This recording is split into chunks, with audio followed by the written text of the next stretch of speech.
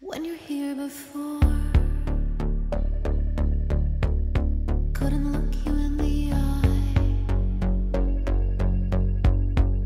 You're just like an angel. Εγώ είμαι εδώ για να βοηθήσω όσους από εσάς θέλουν να ασχοληθούν με τη μουσική. Γνωρίζω για το φεστιβάλ μουσικής που υπήρχε στο νησί σας τόσα χρόνια και είμαι εδώ τώρα για να το φτιάξουμε πάλι.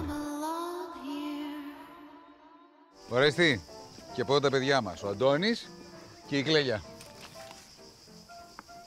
Με την Κλέλια έχουμε γνωριστεί. Είσαι η κοπέλα που μου έδειξε πώς να πάω στα Μανισάτικα με το μηχανάκι όταν ήρθα. Ναι. Don't care if it hurts. I wanna have control. I want a perfect body. Προσπαθείς να με κάνεις να νιώσω άνετα για να μην βρεις την πολλά σου. Χαίρομαι πάρα πολύ, Ορέστη, που επιτέλους έχουμε έναν πραγματικό μουσικό στο νησί μας.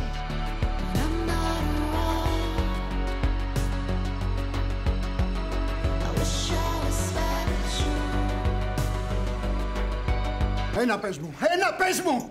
Το δίνεις ή το παίρνεις, λέγε ρε! Το θεσγόμενο σε έχω φέρει εδώ, τι άλλο πες να δίνεις! Το παίρνεις! Φύγε! Προτιμώ να σε δω στην κάσα παρά να μου γίνεις αδερφή! Θα τη σκοτώσω να έχεις γίνει αδερφή!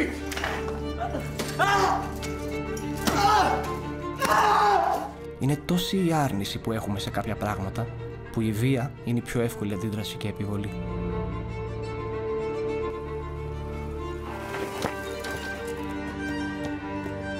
Όμως όταν είμαστε μαζί, μόνο τότε είναι ο εαυτός του.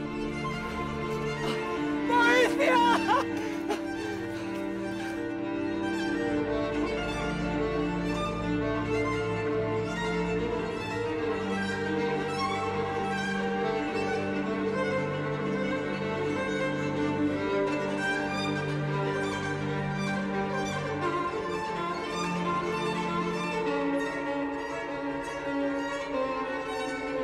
Θέλω να σηκωθείς και να φύγεις από το νησί.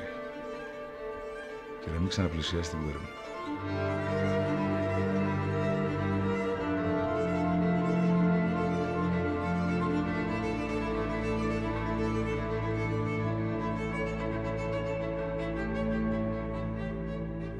Δεν θέλω να έχουμε λεξίματα και παρεξηγήσεις μεταξύ μας.